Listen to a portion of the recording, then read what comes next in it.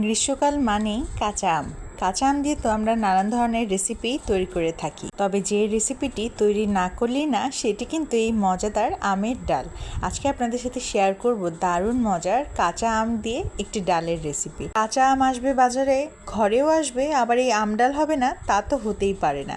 এই আম ডাল তো হয়তো যতদিন থাকবে আম ততদিনই বাড়িতে চলতে থাকে। চলুন তবে কথা না বাড়িয়ে শুরু করা যাক। আর কার কার আমের ডাল পছন্দ কমেন্ট করে কিন্তু জানাতে একেবারেই ভুলবেন না। আজকে সহজ সরল রেসিপি হলো আমের ডাল। তার জন্য প্রথমেই আমি এখানে প্রায় 1.5 কাপ ডালকে খুব ভালোভাবে ধুয়ে নিয়েছিলাম এবং পানি আর লবণ দিয়ে এটাকে সেদ্ধ হতে দিয়ে দিয়েছিলাম।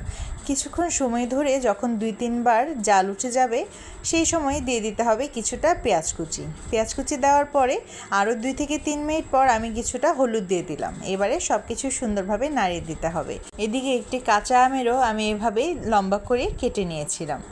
আমি সম্পূর্ণ আমটা দেইনি, কারণ আমার আমটা অনেকখানি বড় ছিল, তাই প্রায় অর্ধেকের চেয়ে একটুখানি বেশি দিয়েছিলাম। এবারে অপেক্ষা করে নিলাম ডালটা সেদ্ধ হয়ে আসার জন্য। ডালটা যখন সেদ্ধ হয়ে এলো তখন কিন্তু একটি ঘুটনির সাহায্যে ঘুটে নিচ্ছি। এই ঘুটনিকে আপনারা কে কোন নামে চিনেন আমাকে কিন্তু কমেন্ট বক্সে জানাতে একেবারেই ভুলবেন না। খুব ভালোভাবে ঘুটনি দিয়ে ঘুটে নেওয়ার পর কিন্তু আমাদের এখানে আমগুলোকে দিয়ে দিতে হবে। আপনারা আপনাদের প্রেফারেন্স অনুযায়ী আম কমিয়ে কিংবা বাড়িয়ে দিতে পারবেন। যত বেশি আম দেবেন ততই টক হবে।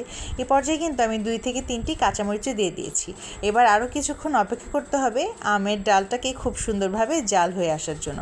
ব্যাস, আমাদের কিন্তু আম ডাল তৈরি হয়ে গিয়েছে। এবারে এর মধ্যে একটা ফোড়ন দেওয়ার পালা। ফোড়ন কিংবা বাগার যে নামেই ডাকেন না কেন, কাজ কিন্তু এক। কিছুটা তেল গরম করে এর মধ্যে পেঁয়াজ এবং রসুন কুচি আমি এখানে দিয়ে দিলাম। রসুনগুলোর সাইজ থাকবে মিডিয়াম, একেবারে চিকন করে নেওয়ার কোনো প্রয়োজন নেই। পেঁয়াজ এবং রসুন কিছুক্ষণ ধরে তেলের মধ্যে ভেজে একেবারেই ভাজা ভাজা করে নিতে হবে। আমার কাছে কিন্তু এই যে ফোড়ন বা বাগারের পার্টটা থাকে সেটা ভীষণ ভালো লাগে। আর বিশেষ করে যখন পেঁয়াজটা তৈরি হয়ে যাওয়ার পর এভাবে ডালে ছেড়ে দেওয়া হয় সেই সময় গরম তেলের যে একটা শব্দ হয় সেটা কিন্তু আমার বেশ লাগে। আপনারা কি কেউ আছেন যারা এরকম ছোট ছোট বিষয়েও আনন্দ খুঁজে নিতে ভালোবাসেন? আর একটুক্ষণের জন্য ঢেকে দিলাম। কিছুক্ষণ এভাবে ঢেকে আরও কয়েকটি জাল উঠিয়ে নিলেই কিন্তু তৈরি হয়ে যাবে আপনাদের দারুণ মজার আম ডাল। একটুখানি চেখে দেখছিলাম লবণ হয়েছে কিনা। মজাদার এই ডালের তো কোনো তুলনাই হয় না। আমার তো প্রতিদিনের খাবারের তালিকায় এই আম ডাল চাই। এই তো আজকের রেসিপি কিন্তু খুবই সহজ এবং মজাদার আমের ডাল। কে কে আমের ডালের রেসিপি এখনও ট্রাই করেননি দ্রুত আমার রেসিপি ফলো করে কিন্তু ট্রাই করে যাবেন। যারা বাসার বাইরে থাকেন অনেক সময় তাদের মাথায় আসেই না যে কী রান্না করা যায়, তারা কিন্তু অবশ্যই এই আমের ডাল তৈরি করে খেতে পারেন। আজকের রেসিপিটি ভালো লাগলে কিন্তু কমেন্ট করে যেতে একেবারেই ভুলবেন না। ডালটি দেখতে কেমন হয়েছে সেটিও জানিয়ে যাবেন।